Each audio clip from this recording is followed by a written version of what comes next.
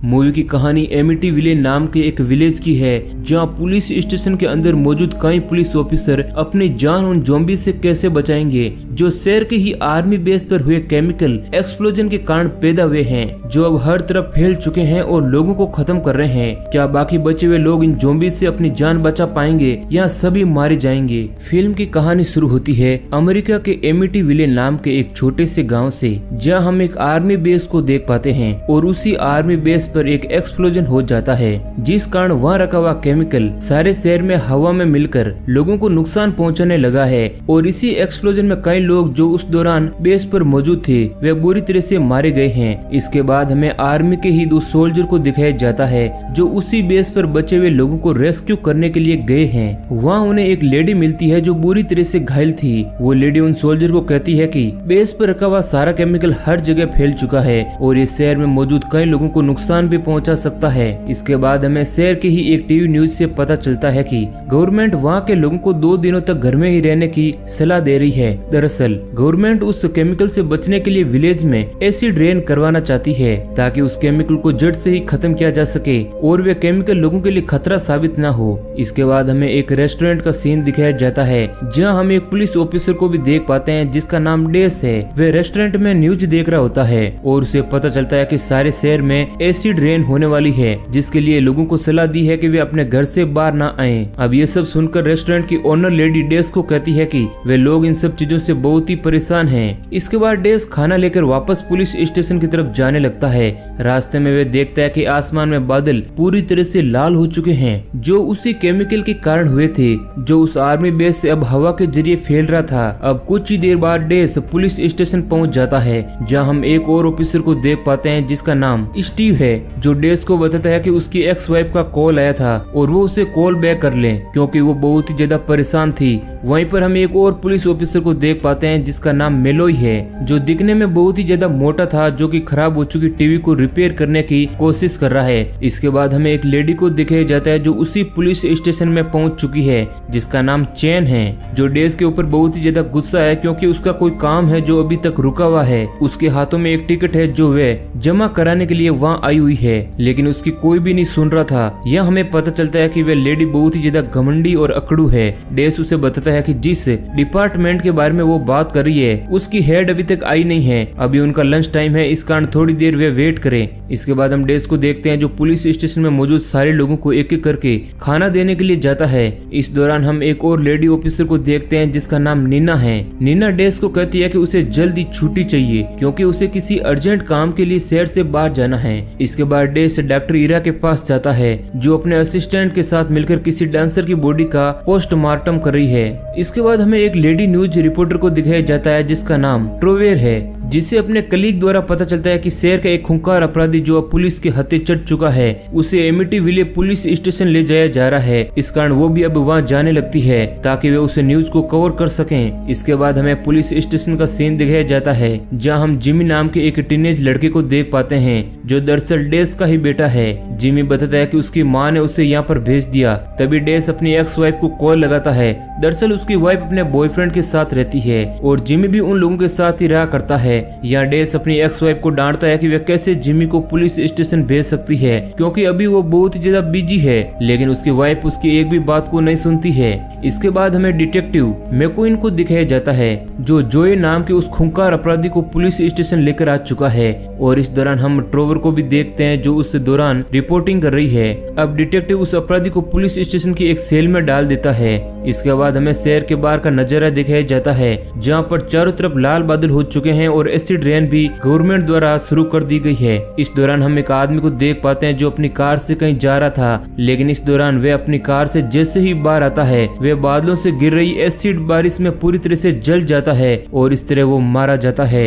इसके बाद हम सैम नाम के एक बंदे को देखते हैं जो अपने भाई की मिसिंग रिपोर्ट लिखाने के लिए उसी पुलिस स्टेशन पहुंचा है जहाँ डेस उसकी कंप्लेन लिखता है। इस दौरान हम उसी लेडी चैन को देखते हैं जो बहुत देर से वहीं पर बैठकर वेट कर रही थी और वे एक बार फिर से डेस के पास आकर उसे डांटने लगती है कि अभी तक उसका काम क्यों नहीं हुआ। किसी तरह डेस उसे समझा बुझा कर वापस बैठा देता है। दूसरी तरफ हमें नीना को दिखाया जाता है जो जिमी के पास आकर उसे बताती है कि डेस बहुत ही ज्यादा प्यार करता है, लेकिन जिमी है जो उसकी बिल्कुल भी कदर नहीं करता और अपने माँ के पास रहता है, जबकि डेस एक बहुत अच्छा पिता है। इसके बाद हमें पता चलता है कि नीना ही वो कैशियर है जो उस घमंडी लेडी की टिकट को कन्वर्ट करेगी। दरअसल नीना लंच के लिए गई हुई थी और वे वापस से काउंटर पर पहुंच चुकी है। वे लेडी अपना काम करवाने लगती है। इधर हम ट्रोवर और स्टीव को देखते हैं जो उस जॉय नाम के कैदी के बारे में इंटरव्यू कर रहे होते हैं। इसके बाद हमें डेस और जिमी को दिखाया जाता है जो एक बहुत ही अच्छा टाइम स्पेंड कर रहे होते हैं। यह हमें पता चलता है कि जिमी बिल्कुल भी डेस को पसंद नहीं करता, लेकिन डेस अपने बेटे से बहुत ही ज्यादा प्यार करता है। तभी वहाँ पर मेलोय आ जाता है और डेस जिमी और मेलोय को पुलिस स्टेशन के एक रूम का दरवाजा ठीक करने के लिए वहाँ से भेज देता है। इसके बाद हमें नीना को दिखाया जाता है जो उस लेडी का काम करने में टाइम लगा रही थी। इस बात से नाराज होकर वो लेडी वहाँ से चली जाती है और जैसे ही वे पुलिस स्टेशन से बाहर निकलती है, बाहर हो रही एसिड रेन की चपेट में वो भी आ जाती है। इस कारण उसका पूरा शरीर जलने लगता है। किसी तरह अंदर मौजूद पुलिस ऑफिसर उसे अंदर ले आते हैं, जहाँ डॉक्टर एरा उन्हें बताते हैं कि जल्द से जल्द इस लेडी को लेकर हॉस्पिटल जाना होगा, नहीं तो इसकी मौत हो जाएगी, क्योंकि उसकी बॉडी पूरी तरह से जल चुकी है और उसकी हालत बहुत ज्यादा बुरी है। लेकिन ट्रोवर और स्टीव ऐसा नहीं करना चाहते, क्योंकि बाहर हो रही एसिड रेन बहुत ही ज्यादा खतरनाक है और ये बात उन्होंने न्यूज में भी देख ली थी और यही कारण था कि लोगों को बाहर निकलने के लिए स्टीव और ट्रोवर मना कर रहे थे। इधर हमें नीना को दिखाया जाता है जो मेन डोर खोलती है ताकि वे बाहर का नजारा देख सकें, लेकिन तभी वहाँ पर वही आदमी आ जाता है जो उस गाड़ी से निकलकर एसिड रेन में पूरी तरह से जल गया था। वे देखने में एक ज़ॉम्बी की तरह दिखने लगा था जो नीना पर अटैक करने की कोशिश करता है, लेकिन किसी तरह नीना मेन गेट को बंद कर देती है और डर के कारण डेस को कॉल लगाने लगती है, लेकिन उसका कॉल नहीं लगता है। इस कारण वे खुद ही जाकर डेस के पास एक खबर देने का सोचती है, लेकिन जेल में बंद जॉय नाम का वे अपराधी उसे डरा कर वहाँ से भगा देता है। इस दौरान हम जॉय को देखते हैं जो पास ही में रखे टूल किट में से किसी तरह का एक टूल निकाल लेता है ताकि वे सेल को खोल सकें। इधर मेलोय को भी उस टूल के बारे में याद आता है कि उसने उस टूल बॉक्स को कहाँ पर रखा था। दरअसल वे लोग एक रूम के अंदर दरवाजे को रिपेयर करने आए हुए थे और उन्हें टूल की जरूरत थी, इसलिए वो उसे लेने के लिए उसी जगह पर जाने लगता है। इससे पहले वे मोर्चरी रूम में जाता है जहाँ पर डॉक्टर ईरा उस लेडी को एग्जामिन कर रहे होते हैं, लेकिन वे देखते हैं कि चैन अब मर चुकी है। इस कारण वे उसके ऊपर ढका हुआ पॉलिथीन अलग करते हैं जिस पर लगे हुए कुछ बारिश के छींटे जाकर सीधा मेलोय के फेस पर गिरते हैं, जिस कारण उसका फेस पूरी तरह से जलने लगता है और वह बुरी तरह से डर जाता है कि आखिर उसके साथ हो क्या रहा है। इस कारण मेलोय बाथरूम में अपने फेस को धोने के लिए चला जाता है, लेकिन बाथरूम में पहुंचने पर उसे पता चलता है कि वहाँ पर तो पानी ही नहीं आ रहा है। तभी हम वहाँ पर सैम को भी देख पाते हैं जो उस बाथरूम में अभी भी मौजूद था। अब कुछ ही देर में मेलोय के चेहरे की स्किन अलग होने लगती है। अब ये सब देखकर सैम भी डर जाता है। उन लोगों को समझ नहीं आ रहा है कि आखिर हो क्या रहा है और कुछ ही देर बाद तड़प तड़प कर मेलोय की मौत हो जाती है। सैम ये देखकर बुरी तरह से घबरा जाता है। इसी दौरान एक बार फिर से मेलोय खड़ा होता है क्योंकि अब वो एक ज़ॉम्बी में कन्वर्ट हो चुका था और वे देखते ही देखते बाथरूम में मौजूद सैम के ऊपर अटैक कर देता है और उसे नोच नोच कर खाने लगता है। इधर हमें उसी खूंखार अपराधी जॉय को दिखाया जाता है जो टूल बॉक्स से उठाए हुए एक टूल से सेल को खोलने की कोशिश करता है, लेकिन तभी वहाँ पर स्टीव ट्रोवर को लेकर पहुँच जाता है क्योंकि ट्रोवर जॉय का इंटरव्यू लेना चाहती थी और इसके बाद स्टीव वहाँ से चला जाता है। इधर हमें मोर्चरी रूम का सीन दिखाया जाता है जहाँ डॉक्टर एरा के असिस्टेंट को पता चलता है कि मर चुकी वह औरत एक ज़ॉम्बी बन चुकी है जो उस पर किसी भी वक्त अटैक कर देगी। इधर हम सैम को भी देख पाते हैं जो अब एक ज़ॉम्बी में बदल चुका है और अब उस स्टेशन की बिजली भी जा चुकी है क्योंकि बाहर बहुत ही तेज एसिड रेन हो रही थी। इसके बाद हमें सेल रूम का सीन दिखाया जाता है जहाँ हमें ट्रोवर और जॉय देखने को मिलते हैं। वहीं पर कैमरामैन भी मौजूद होता है जिससे पास से ही कुछ अजीब सी आवाजें आती है। इस कारण वो दोनों उसी आवाज की तरफ जाने लगते हैं। इधर जॉय उस सेल को पूरी तरह से खोल लेता है और वहाँ से बाहर निकल जाता है। दूसरी तरफ हम नीना को देखते हैं जो उन लोगों को ही बुलाने के लिए वहाँ से जा रही थी, लेकिन रास्ते में अंधेरा होने के कारण उसे डर भी लग रहा था क्योंकि रेंगता हुआ सैम अब उसकी तरफ आगे बढ़ रहा था। इससे पहले कि वो सैम को वहाँ देख पाती वो वहाँ से आगे बढ़ती है और एक रूम में पहुँचती है जहाँ उसे पता चलता है कि ट्रोवर अपने ही कैमरामैन के ऊपर अटैक कर रही है और उसे मारने की कोशिश कर रही है। नीना उसे ऐसा करने से रोकती है, लेकिन ट्रोवर उसे बताती है कि उसका कैमरामैन एक ज़ॉम्बी बन चुका था। अब इस दौरान ट्रोवर नीना के ऊपर भी हथौड़े से अटैक कर देती है, लेकिन फिर से वे कैमरामैन उठकर ट्रोवर के ऊपर अटैक कर देता है जिससे वे और घायल हो जाती है। उस रूम में हो रही सारी चीजों को जॉय छिपकर देख रहा होता है। उसे भी समझ नहीं आता है कि आखिर हो क्या रहा है। इसके बाद ट्रोवर वहाँ से भागने की कोशिश करती है, लेकिन तभी वहाँ पर मेलोय आ जाता है जो अब ज़ॉम्बी ज़ॉम्बी बन चुका था और अब वे उस पर अटैक करने की कोशिश करता है। लेकिन तभी वहाँ पर जॉय आ जाता है जो अपने ही पास रखे हुए हथौड़े से उसे वहीं मार गिराता है। इसके बाद हम नीना को देखते हैं जो अब सैम का शिकार बन चुकी थी।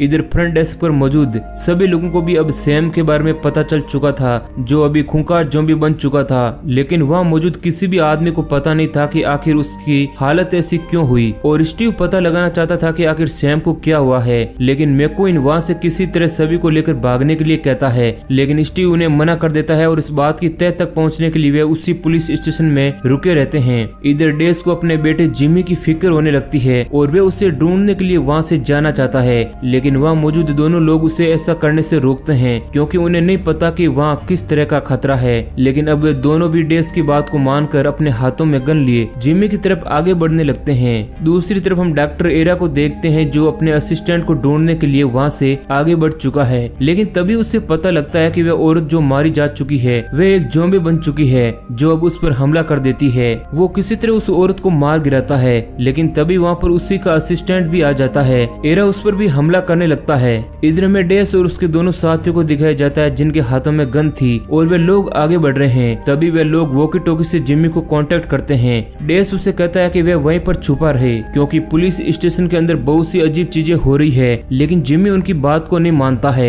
और वहाँ से बाहर निकल जाता है। इधर वे तीनों लोग जिमी की तरफ आगे बढ़ रहे होते हैं। लेकिन तभी वहाँ पर वे कैमरामैन भी आ जाता है जिसे देखते ही वे उसे शूट कर देते हैं। इसके बाद हम डॉक्टर ईरा को देखते हैं जो उसी स्टेशन में मौजूद एक दूसरी लड़की जो ज़ॉम्बी बन चुकी है उसका शिकार हो जाते हैं और इस तरह वे डॉक्टर भी ज़ॉम्बी बन जाता है। इधर नीना भी ज़ॉम्बी बन चुकी थी जो अपने ही पुलिस कली के ऊपर अटैक कर देती है और इस दौरान वे स्टीव को भी बाइट कर लेती है। लेकिन किसी तरह से स्टीव नीना के ऊपर गन से शूट कर देता है जिससे वे दूर जाकर गिरती है। तभी डिटेक्टिव स्टीव की हालत को देखने के लिए पास पहुंचते हैं। तभी वहाँ पर एक बार फिर से नीना आ जाती है जो उसे भी घायल कर देती है। लेकिन किसी तरह से वे अपने हाथ को एक पट्टी से बांधकर वापस डेस के पास आता है और वे दोनों एक बार फिर से जिमी की तरफ आगे बढ़ते हैं जो अभी भी उसी रूम में फंसा हुआ था। इसके बाद वे दोनों जैसे ही आगे बढ़ते हैं उन्हें रास्ते में मेलोई नजर आता है जो अब एक खूंखार ज़ॉम्बी में बदल चुका है जिसे डेस अपने ही गन से शूट कर देता है। हालांकि वे ऐसा नहीं करना चाहता था लेकिन वह करता भी क्या, उसके पास और कोई रास्ता नहीं था।